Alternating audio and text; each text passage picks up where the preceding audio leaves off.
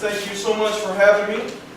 It's an honor and privilege to speak and to be able to pour myself out into the lives of the youth. What do your daily actions say about the pursuit of your dreams? What do your daily actions say about the pursuit of your dreams? Now let me roll back a little bit, because I might have made an assumption. What are your dreams? Anybody in here have a dream? Good. Good.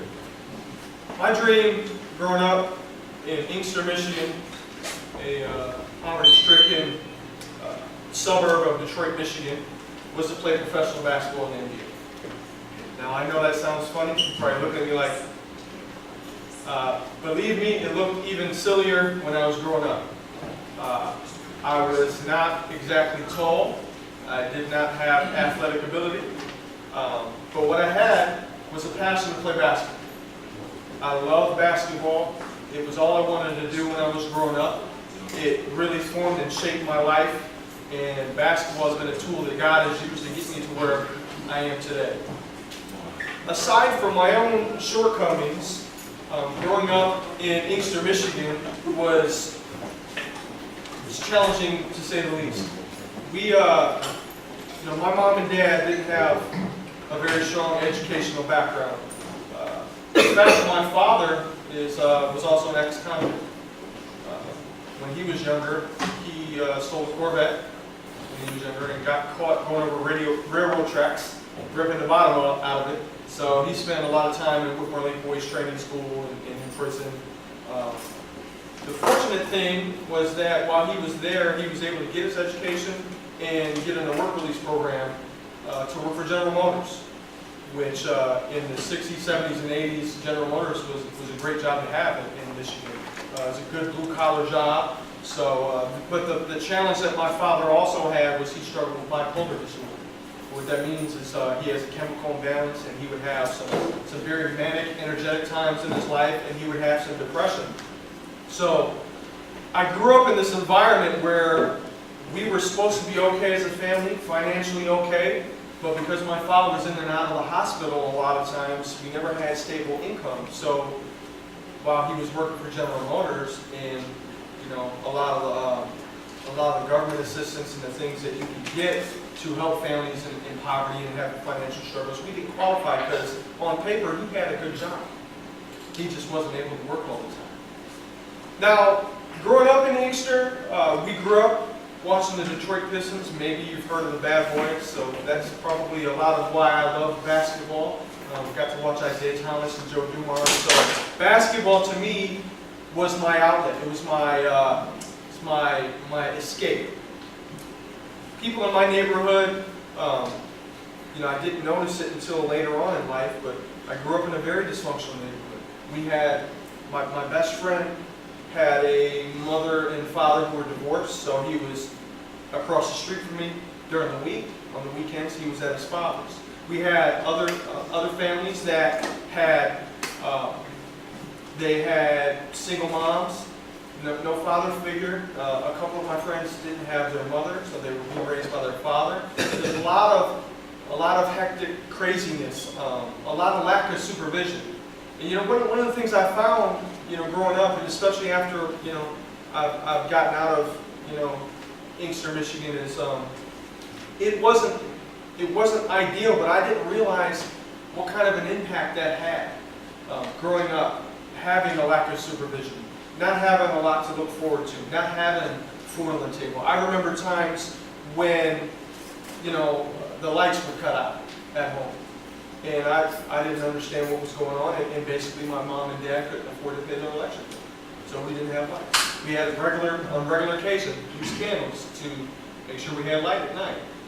We never had the same phone number. We'd have a phone for a few months, it get turned off. We'd have to, my mom and dad would struggle to get that money to pay that phone bill so we could have a phone bill. So, growing up in a lot of craziness, a lot of instability. There was a time where out of nowhere my mom and dad said, well, we want you to go stay with your buddy Mike for a little bit. And I said, okay. Well, what I found out was our water was shut off. We didn't have water. So growing up in that kind of dysfunction I didn't even know how bad it was. It was all I knew. It was all I knew. But what I did have was basketball. Basketball was my escape. So I kind of immersed myself in the game of basketball. Anything going on, I wanted to be on the court.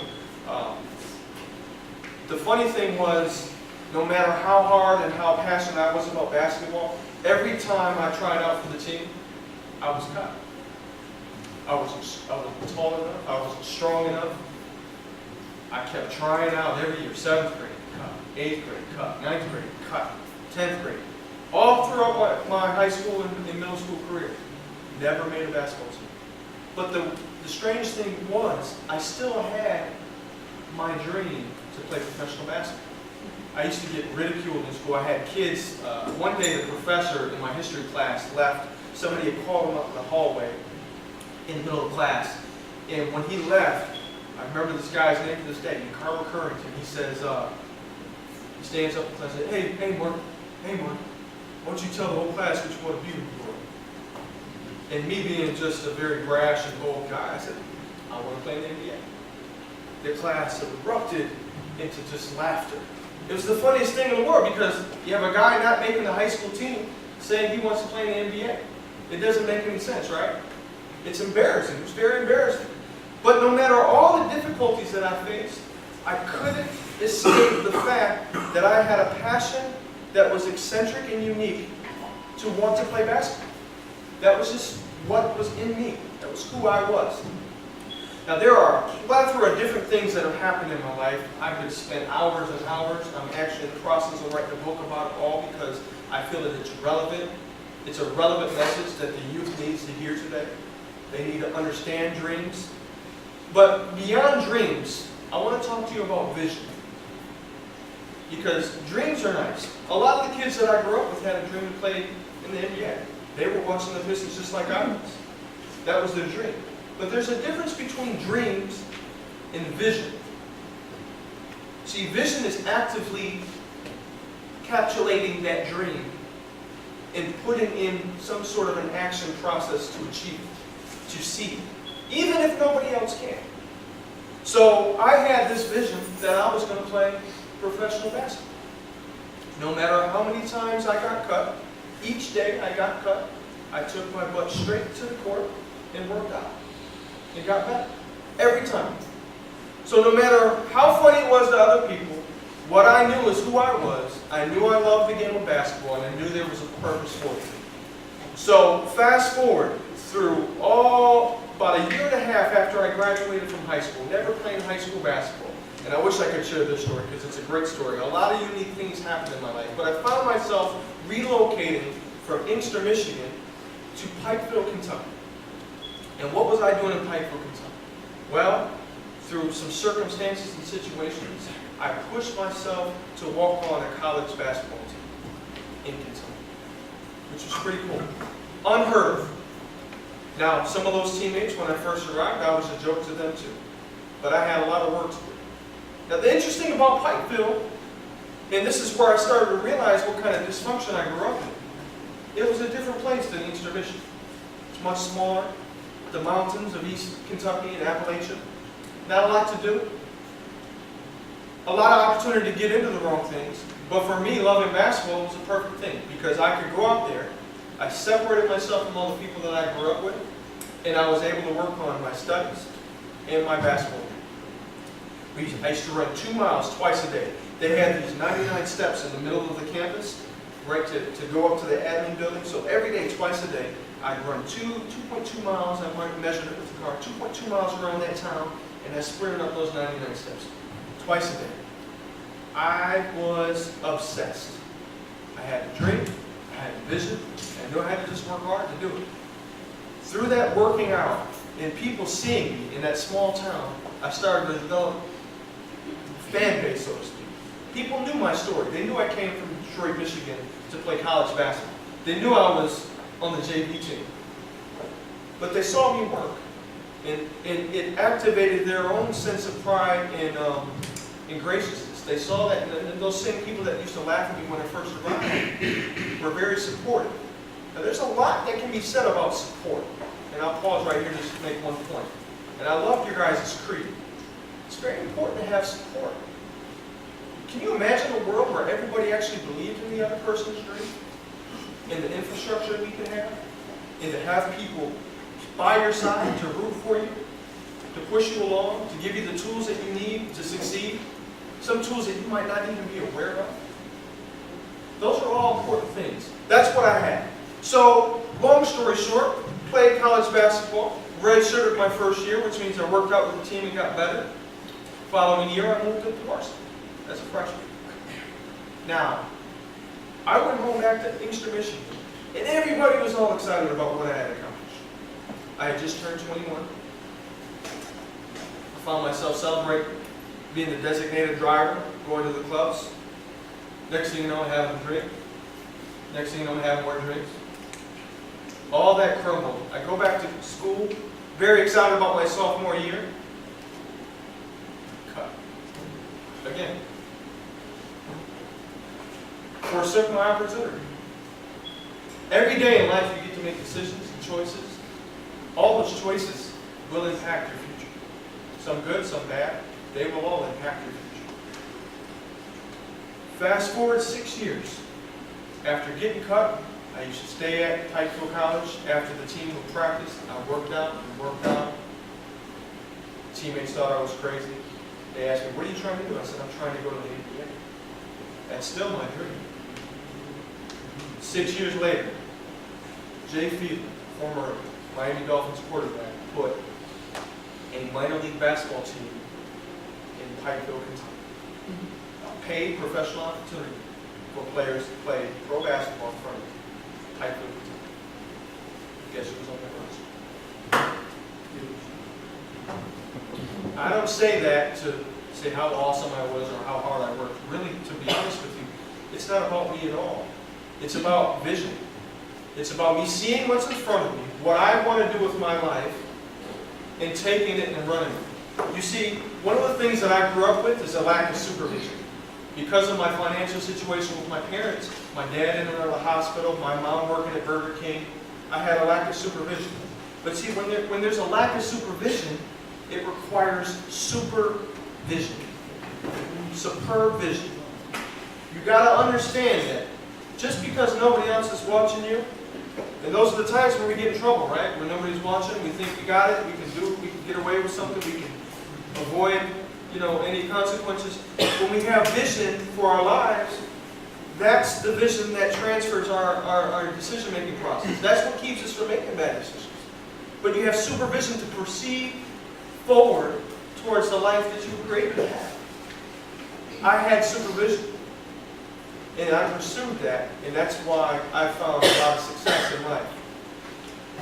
After playing in the East Kentucky Minors, I had an opportunity to go play in Chicago for another team.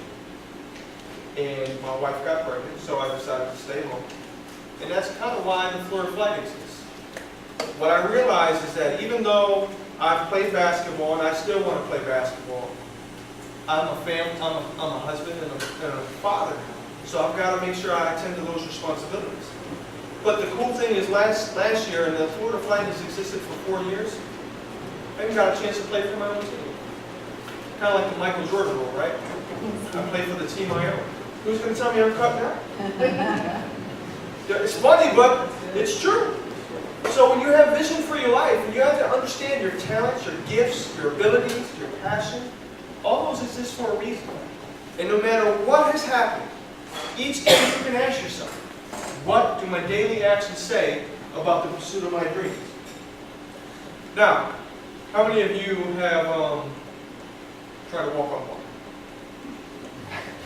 No? How'd that work out for you? Couldn't walk on water.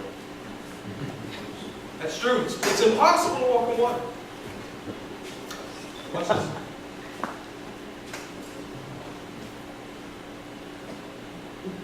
What am I doing? Walking on water. See that? Listen, especially you graduates. Don't let anybody else define what success means for you. No matter what your failures are, whatever you've been through,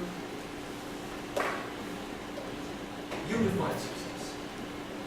My vision was to walk on water just there. What did I do? Absolutely. Make sure you hold that in your heart, because there's a lot of people, and we live in a world where people try to tell us what we can and can't do. Okay? But you know yourself better than anybody. Here's another misconception, and we prayed before here, so I'll just take it even further. You don't even know yourself better than anybody else. You can't know yourself unless you know God. How were you created? Why are you passionate about whatever you're passionate about? You can't let other people define what success means for you. You've got to find it for yourself, okay? Don't ever be discouraged and don't ever look back. You're not headed that way. You're headed forward. All right? Thank you for your time. I appreciate coming to pour myself into you guys. I am very active on social networking, Facebook, Twitter. If you want my email, if you want to email me at some point and ask me more questions, I'm happy to share all the stories that I have. I want to thank Corey Williams. I don't know, I'm going to brag on Corey for a second before I finish, because you know he plays basketball, but you might not know how good that man is. Corey was second team All-FBA, Florida Basketball Association this year. Corey's had people from Spain, from Canada looking at him to play basketball at the pro level. You know what Corey also likes doing this right here. He's passionate about you guys. He's passionate about his work, his career. This is what he wants to do. So you can respect a man that is passionate about you with his life. See what I'm saying? There's a support system there. We've got to be passionate about what we got to pursue the things that we're passionate about. All right? We got to wipe some water up here. But I want to thank you all for your time, and without further ado, I'll turn it back over.